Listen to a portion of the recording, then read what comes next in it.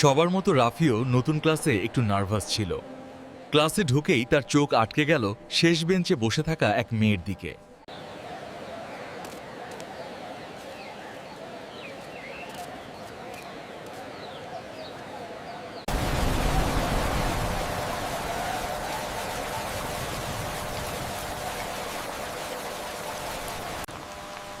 তোমার ছাতা নেই?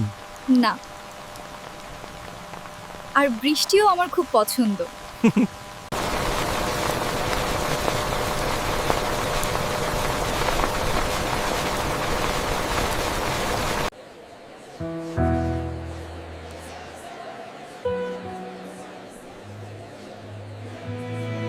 বৃষ্টি না, আমি এখনো তোমাকেই পছন্দ করি।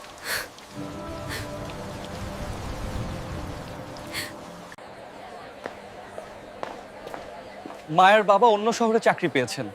তাই তারা চলে গেছে।